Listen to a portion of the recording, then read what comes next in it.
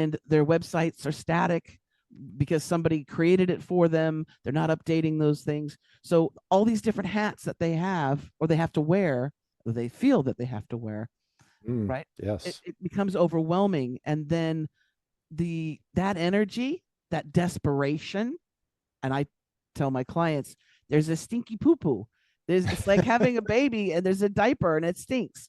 And that stink of desperation, your potential clients or people that are looking at you come across your social media or they flip onto your website, they can smell it, they can feel it. Welcome to Out of the Box with Christine, the podcast for conscious entrepreneurs. Are you willing to step into your greatness? Are you ready to shine? Well, get ready, Truth Seeker. You're in for an amazing ride. And now, here's the host of the show, Christine Blosdale. Welcome back to Out of the Box with Christine. I am your host, Christine Blosdale.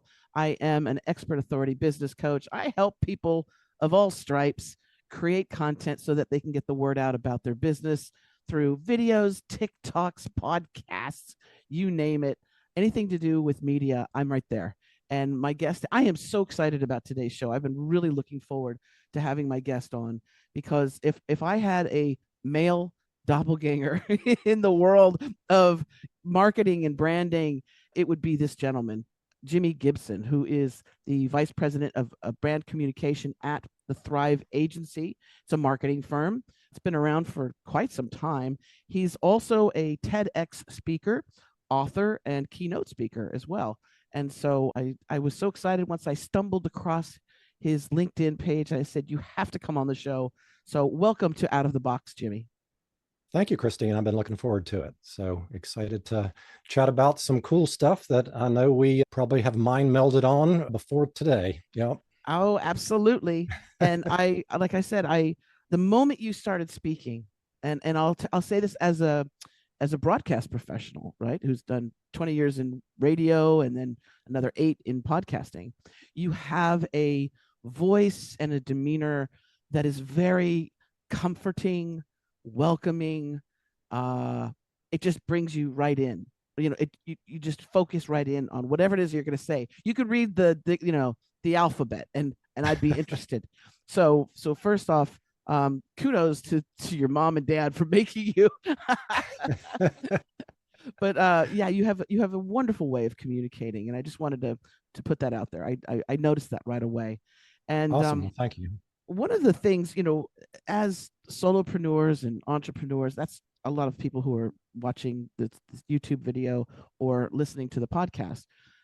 One of the things that they struggle with is really communicating what the heck they do for people. The service or the product is one thing, but when they're the product or they're the brand, I find working with my clients that's a difficult thing for them to get through. Can you just talk about, I know you've got so many clients there at the Thrive Agency, but can you talk about maybe a bit about your interactions with people and how you help them get that message out about what it is that they do? Yeah. And Christine, thanks for bringing that up. I think, especially with small business, that's how the company started. Gosh, it's been 19 years. I've been with the company about 4.5. The founder really had a heart. He was multi-generational entrepreneur, had a heart for helping that small business person. And of course, we run into a lot of clients who are not well versed in digital marketing. They haven't dipped their toe in. And I think what happens is that a person is very passionate about what they do. They believe in it. They know that it can help somebody, but they sort of default to this voice of a business person, and they don't realize that what makes you unique and your individual skills and talents are what clients and prospects are actually interested in. And so, as consumers, we're sorting through all sorts of options. And the quicker that somebody can recognize that, you're their people, then they will magnetize themselves to you. And I think people are scared of that. And they're scared that somebody's going to be offended or think they're weird, or maybe something unique about them is not really doesn't jive with the business model of what they offer, whether it be a product or service. You mentioned my TEDx talk. That was actually the topic of my TEDx talk, that you have magic power, use it for good. And so whether it's in business or, social awareness or whatever the case may be, there's some little spark that each of us has. And, it could be that the person who greets people that come into your office, if they're the receptionist or the front end staff, maybe they're great at baking. They love baking cakes. They love cupcakes, cookies. They have the best cookie recipe that everybody dies over. And so let them bake those cookies and have those in the front office way. And that's a first impression of your business when they come in, and that person gets to light up and talk about those cookies or cupcakes or whatever the case may be. And I think in a virtual scenario, understanding, and this is the other point that I think folks are uncomfortable with. Nobody wants to talk about themselves, but we actually end up defaulting to talking about ourselves because we know about ourselves, right? What you actually have to do is you have to put yourself in the seat and have some empathy for that prospect or that new client that you have. They want to talk about themselves. So the more that you can deflect you and get into their head, the more successful you're going to be. And, we can jump into the psychology of that. There's actually chemicals in the brain that you can activate that will help that connection. And once you get that connection, then there's a sequence that you can go through to help that relationship develop into a curiosity about your business, and then a conversion to getting that sale or taking the next step. And again, that can be how you navigate someone through basically a non-linear website. People can go wherever they want to on a website, right? So how do you direct that attention to take them through a path that you want to? And so we talk about that a little bit with the customer journey. I know I was listening to a couple of your other podcasts, and I'll compliment you as well. I can see why people enjoy this podcast. You're very conversational. Obviously, your background, we talked a little bit before we hit the record button, but you have a broadcast background and you're used to long form. So you're taking advantage of your sweet spot, right? So you're having these wonderful conversations with people. We have about 500 clients at Thrive Agency. I would say they vary from mom and pops all the way up to large enterprise, multi-location franchise companies, but the principles are the same, right? So it doesn't matter if it's a large organization or a small solopreneur. There are principles that when you hear them, you kind of knock yourself in the head and you go, of course, that just makes common sense. So I don't know where you want to go with that, but that's kind of my perspective. You're leading me to some of the important stuff that, and I think we tapped into this a little bit about in the beginning, that a solopreneur, entrepreneur, many times we live in a isolated bungalow and we're very good at whatever it is that we do. We're passionate about it. We know it inside out. We can, in our sleep, we could do it. And hopefully we're passionate about it. Hopefully we love it. But what happens is that we have to wear all these different hats, right? So, my clients will come to me and they'll go, Christine, I'm really good at X. This is what I do, right? But now I've got to be a social media guru. I've got to be a website designer, extraordinaire. I need to write my blog. I need to do this. And what happens is that it's like when you go into a restaurant and you have a menu with too many items. A lot of times you just default to the, it's like going to a deli, and I see all these different things. In LA, in Los Angeles, there was Jerry's Deli, and the menu was insane. It was the size of a human. And I would just always default to the matzo ball soup. I'd be like, that's what I'm going to have because I know that, right? But what happens with entrepreneurs is that they become overwhelmed, and then they get stuck, like a deer in headlights. So they're not moving either way. And their websites are static because somebody created it for them. They're not updating those things. So all these different hats that they have, or they have to wear, or they feel that they have to wear, right? Yes. It becomes overwhelming. And then that energy, that desperation, and I tell my clients, there's a stinky poo-poo. It's like having a baby and there's a diaper and it stinks. And that stink of desperation, your potential clients or people that are looking at you come across your social media or they flip onto your website, they can smell it, they can feel it. And so this is really important. And I would say probably the gateway to getting to know about someone a bit more would be their website. And I know you're an expert in this realm. Can you help out our wonderful audience on some of the things that they should, even though they're not a website designer, Right. some of the things that they need to be paying attention to when it comes to their websites, at least? Sure. So typically when you think about a website, and I spent a lot of time in e-commerce, it's basically a three-legged stool. You have traffic to your website, you have the value of whatever is going to happen on that website. So if you're a service business, there's a value of the service you're going to provide, or if it's a product, there's a value of the product. And we refer to that as average order value. So just think about the service that you sell the most of, or the product combo that you sell the most of. There's a price associated with that. And so it could be $50, it could be $50,000. And then the other one is the conversion rate. And the conversion rate is, if you're asking somebody to do something, how many people that come to your website do that thing?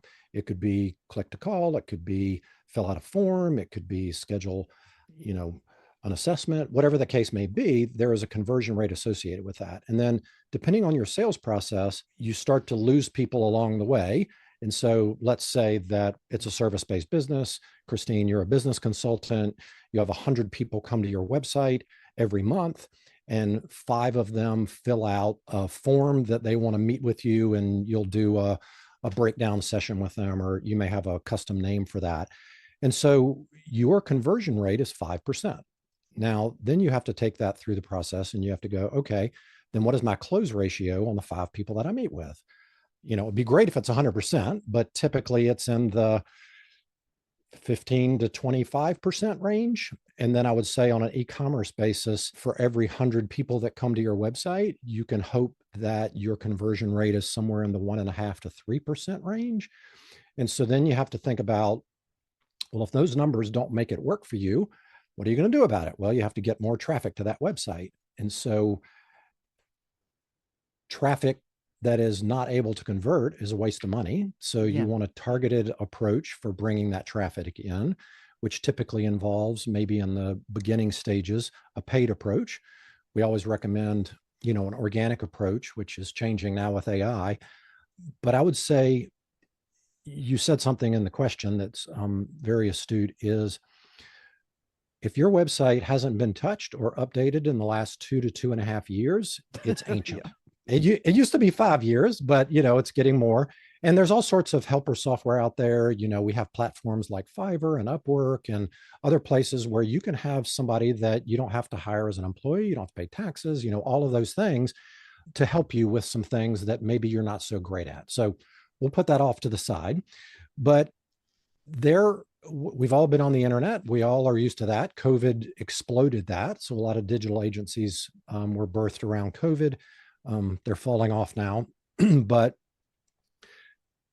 you'll hear the term above the fold. That comes from newspaper printing days. If the newspaper is folded in half, obviously the things above the fold are where the top story is.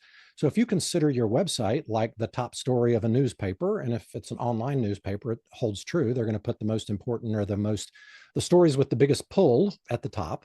And so I would say the biggest thing you want to do is just almost, if you have some friends that'll tell you the truth, sit around and look at your website and go, if I didn't know you, what would this be saying about your business? So it should be, we call that the hero section. It should say what you do, who you do it for, and why you're different. And there should be a call to action in that hero section, which could just mean learn more. It could be about me. It could be see our product list, whatever the case may be. And I'll give you a little tip on the language you should be using for buttons on your website. And then some sort of compelling image or video at the top. I read a statistic the other day that 82% of web traffic in 2025 is going to be video related. So if you're not into video, you better get into video, because people are lazy and they want to be entertained and they want to be able to consume video. So I would say the first thing you want to do is look at that hero section. And, there's all sorts of programs out there. Google has a free program. You can put 2 different versions up on your website, see which one converts better. That's called A/B testing. But yeah, I would say that's the first thing. And there's more that we can dig into. Yeah, no, you hit on all the trifecta of this is why I say you're my doppelganger, Jimmy, because everything that you said is just this stuff that this is what I go through with my clients, and I'm teaching Yeah. them. Above the fold is something that they get tired of hearing from me. Oh yeah. Above the fold, above the fold. And, well, because I used after well, back in the day, remember in the .com boom, I Oh worked for yeah. America Online. Okay. And Mm. I was a writer. This is when they had writers. This is when they had community. Then they sold everything to whatever. But it's knowing the draw, knowing how to draw people in, of course. But after my work with AOL, then I went to Microsoft, to MSN. And then after that, and because after everything got consolidated, it was the big .com boom. And so I was a content consultant for these companies, and everybody was creating websites back then. It was like, and Oh they were yeah. throwing stupid money at it, Oh yeah. consultants and all this stuff. And so, but my job was to just look at the website as a normal human being and look at the navigation, look at the journey, right? And to give feedback on the journey. And so my whole thing that I kept driving home back then was it needs to be above the fold, needs to be your money shot. It needs Oh to yeah. be, if it's a photograph, if it's back then it was more, photo and copy text, then that needs to be, because nobody's going to scroll down and dig through your website unless they're excited about what they see right there when they pull it up on their desktop or now on our phones. I always, when I'm tweaking my website, because the majority of people are going to be looking at my website through their little device, their phone, right? So I want to make sure that the above the fold on the phone has everything that I need. The second point, the thing that you had also mentioned, and this is the thing that I drive home all the time, if you can, and everybody can, create that welcome video, that branding video, so that when people pull up the website, it starts playing right away. You can have it on mute because you don't want to upset people when they're 3 o'clock in the morning next to their partner, but have that video start playing and explain what it is that you do, how you help people. And the video, because look at TikTok, look at reels and even YouTube shorts. This is where people are. Their attention span is short, so don't go on for 10 minutes, but that video is the first way. When people can see your eyes and they can feel your energy, it's so different than just reading a bunch of copy, right? It's so different. And so the above the fold, what you're talking about, that is so good. And I love the idea too, that you're encouraging people to have that video. I think it's very important. You can also do that call to action because you can actually say it yourself, right? Right. You can say, if and you you'd can like point to the button, right? Exactly. Click that button right there. Exactly. So can you talk about, this is something that's also, I think, very important, and it gets overlooked, is the power of authenticity. Because so many people are afraid of not being perfect, right? I can't do that video, Christine, because I'm too old, I'm too fat, I'm too this, I'm too that, or I'm too afraid I'm going to be judged. That authentic quality that we want to try and bring out in our message.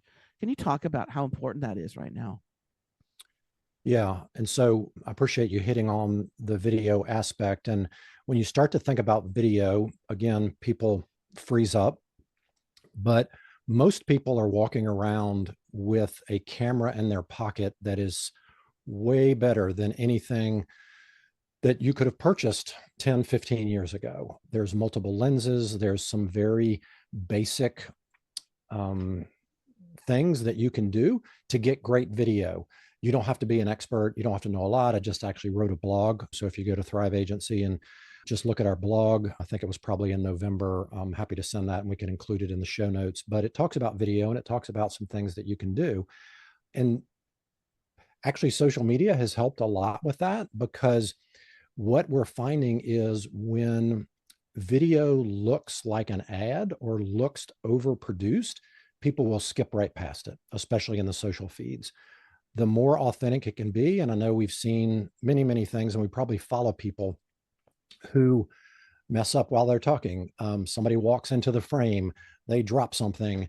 We're all like that. We're human. It shows that you're human. It shows that you can laugh at yourself, and it shows that you're not taking yourself too seriously and you really want to connect. And, it does take practice. The first video that you do is going to, you talked Suck. about the stinky, yeah, you're going to talk about the stinky diaper. It's going to be horrible. It's going to stink. And so you just have to get over it. And the more you do it, the more comfortable you get doing it. But even if it's just okay, if you are yourself and you talk through, and you can mention things, hey, I just got back from the gym, I've got a little glisten here, but being healthy is important to me. Well, what does that say to the person on the other end who's watching that? Oh, wow, I like to work out too, or I need to get in shape, but I wonder what they did, wonder what kind of workout they do. And so all these questions start flying around. You might pick up a mug and you might say, having my tea. You might have assumed it was coffee. Why do they drink tea? You could talk about that. There might be a picture on a wall behind you. You might be out in your backyard and you develop this backyard specifically for being outdoors and having this wonderful space. What it is an opportunity to put road signs along the way. And those road signs are bringing your best ideal client to you. Whatever the product or service is, there's probably 100,000 other people selling the same product or service. What your audience is doing is they're trying to sort through who is the right person for me. And so the more clues or the more road signs you can put up related to that, the more you're going to attract people that you're going to love to work with. So, Yes. Christine, you and I are having a good connection. I imagine that we're going to continue to stay in touch. We're going to share things after this. And we just happen to meet on social media, right? And so there's plenty of podcast interviews that I do, people that I meet, and you're like, yeah, that was great, but we don't really jive. And we're just sorting through all of those things. You also mentioned something about a menu being too long. You couldn't decide what to pick. There is a function of the brain that when we're under stress, your brain has a cognitive load. It is limited in the number of things that it can categorize, that it can figure out before it needs to make a decision. And so we work with a lot of home service companies. And, we've been talking, you mentioned this on one of your other podcasts about the hero's journey. I love the hero's journey. I love all that conversation, but sometimes that's a little bit too much. If somebody has a toilet that is overflowing, they need the quickest path to figure out who is going to be the right person to come out there and fix that immediately. Right. And so you really have to get good about being brief with your communication, making sure you connect with that audience. And again, you're going to write and rewrite. You said you were a writer for AOL. I'm sure there's many revisions that happen. Don't let being perfect be the enemy of good enough, because you're going to revise it over and over and over. I always say that the website is the hub of all activity related to driving a lead to a conversion or selling your product. And you should be in that website, evaluating that website monthly, if not quarterly. And you should have your team, again, if it's a solo, pretend that you represent each department in your company and look at it from different hats and different angles. But you putting that effort in, especially when algorithms change and things related to social media changes, you're putting a lot of trust in other people's platforms, and you really need to spend a lot of time on your own website and making sure it's the best version of your business that it possibly can be. Absolutely. And you don't want people to be confused when they Right. when they come there. That's why I love the power of the video, because also, Yeah. like you said, it's a nonlinear platform. So people can go to your website and they might go check out something that you don't, it's on your website, but that's not the important thing. That's not Right. my bread and butter, right? That's not the main sales or the main focus of my business. So the video gives you the opportunity to say, this is what I can do to help you. And I also I like, and you had mentioned this too on an interview, another interview that you had, and this I say so many times, the importance of not you as a business person. I don't want to hear you say how great you are. I want other people, I want to see what other people think about you, right? And so the power of testimonials and reviews, or whatever you want to call them, is very important, I believe. And of course, the person who's who can look at a review, and if it's just text, right? If it's just copy, Christine is the greatest thing since sliced bread, signed, Susie Q. A lot of people will go, well, that could be made up, right? The power of video testimonials, when you actually have a human being, and again, you can look in their eyes and they are so excited and jazzed because they said, Jimmy saved my life, my business. This guy is amazing. Hire him right away. That's way more powerful than just text, on a website. Can you talk about that? Because you do mention I've heard you talk about that, Jimmy. Yes, we call that social proof. And so there's a couple of elements of social proof. Obviously, testimonials, people are going to believe what other people say about you more than what you say about yourself. And so again, we're recording this through a Zoom connection. I'm sure, especially through COVID, many of us cut our teeth in Zoom and all of those things. So it's not going to take much, even if your customer base is nowhere near you geographically.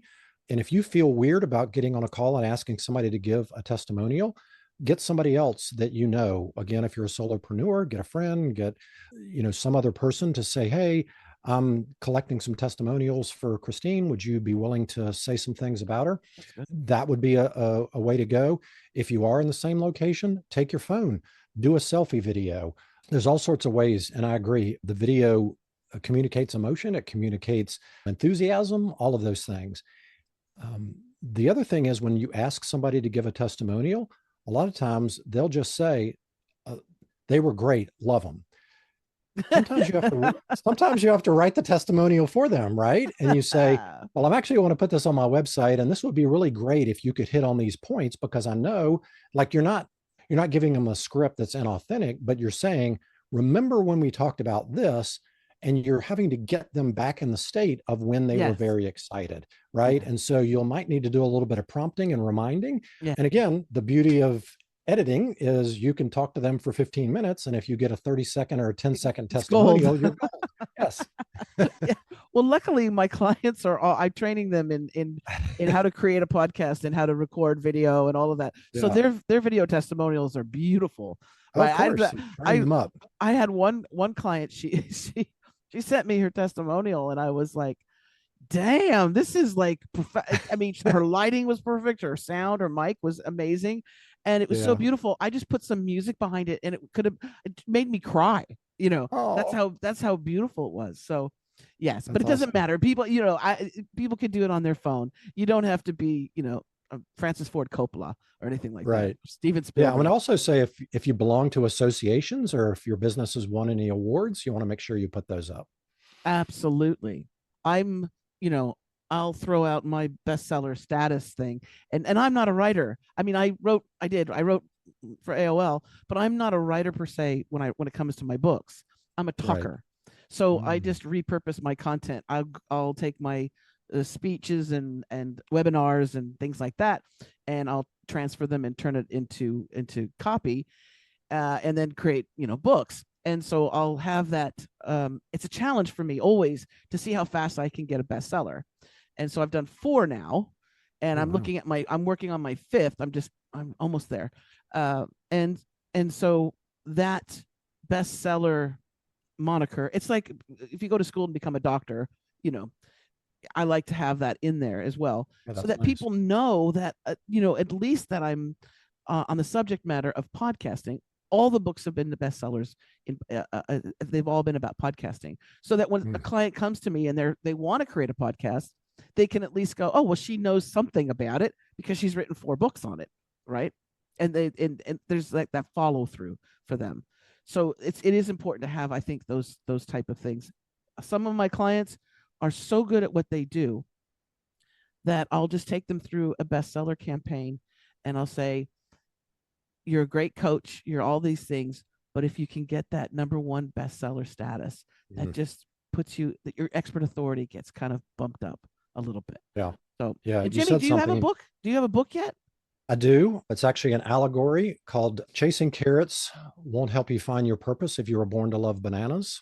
It's actually about a monkey who chased so many carrots, he actually thought he was a rabbit. And so he was in a magic show and he was the star of the show being pulled out of the hat. And so it is a story about him going on this epic adventure to rediscover the fact that he's actually a monkey. And so it's basically an autobiography in the form of an allegory. So I wrote that.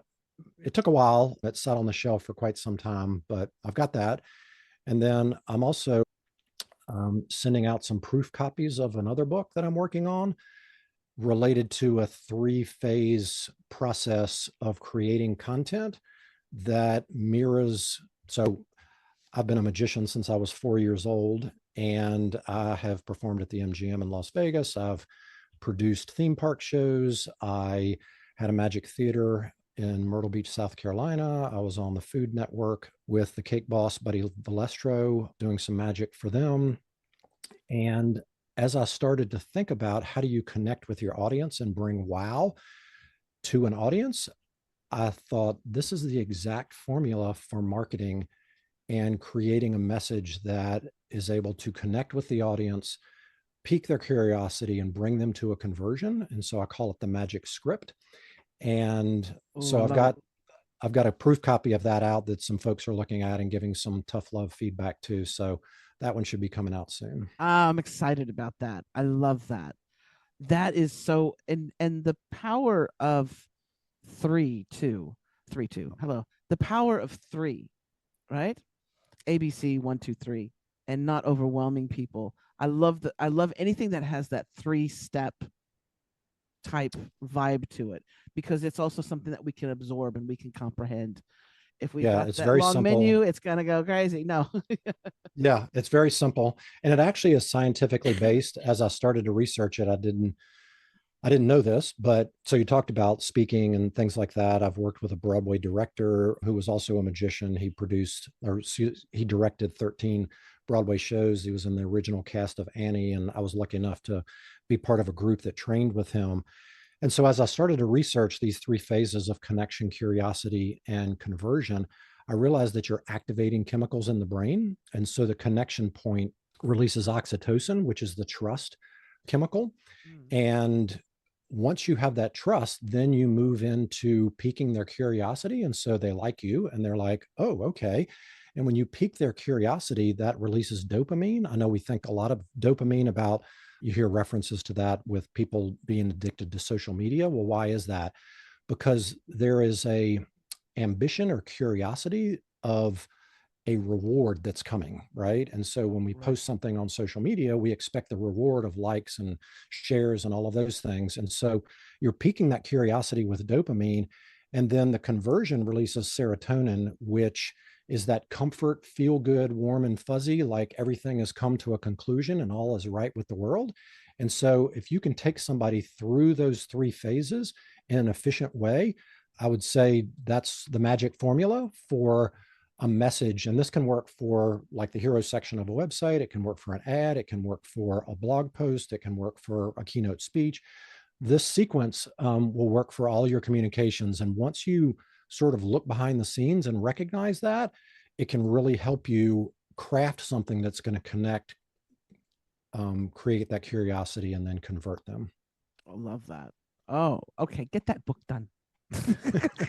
I want to read it as soon as possible. Oh, Jimmy, I thank you so much for coming on today. I could talk to you forever, and you're welcome back any time. Oh, awesome. Would love to the show. But thank you so much. So if people want to find out more, and of course they can go to it's thriveagency.com. I'll put the link in the show notes. That's the company that Jimmy is the vice president of in brand communication, thriveagency.com. But I'm also going to put, because Jimmy, I fell in love with you through your LinkedIn. Now I don't know what other social media stuff that you have. It just so happened that I found you through LinkedIn, and you have some videos on there. So I'll put in also your LinkedIn, if that's okay. I'll put that in the show notes as well, so people can find you there. But thank you again for coming on the show. I'm just so happy to meet you. Yeah, it was a lot of fun. Thank you. It was a very easy interview talking about things that we both love. And yeah, I would say LinkedIn is the best place. Again, to those solopreneurs, pick a platform, go an inch wide and a mile deep. Don't try to do everything. So I've committed to putting out a video Monday through Friday every day this year. I think that ends up being 261 videos. And so hopefully by the 260th video, I'll sound intelligent and they'll be worth watching. So yeah, if you want to connect with me, and then if you have a question, just DM me. If you want a resource, I've got a resource that will help you go through the top 10 conversion things that you can look at your website in less than an hour. I'll send you that for free. I'll send you the one about the video. I mean, you can go on our website and connect, but you'll have to enter a bunch of information. If you just want it right away, just connect with me. Let me know what you're looking for, and I'll be happy to help however I can. Wonderful. Wonderful. And it's such a great resource. You are a great resource. And again, I'm so happy that I stumbled across you. So thank you again. My guest today has been Jimmi Gibson. Again, he's the Vice President of Brand Communication at Thrive Agency. And you can check out all the great work that they do. It's a big deal. You can go check out their website. But again, we'll have the link in the show notes to that, and also to Jimmy's LinkedIn page as well. So thank you again, Jimmi. And thank you, wonderful listeners who are listening on Apple Podcasts, Spotify, Audible, whatever platform you prefer. But also for those that are watching on YouTube, thank you so much. If you like this and you think that this show could help somebody maybe who's struggling with their marketing and their communication, their website, share this with them. They'll get a good kick out of it, and they'll get excited about, again, getting into that website and communicating their message with the world. So thank you so much. And if you want to have more information about all the stuff that I do, which is a lot, you can go to christineblosdale.com. That link will be in the show notes as well. And until next time, as I always say, remember to think outside that damn box. Bye for now.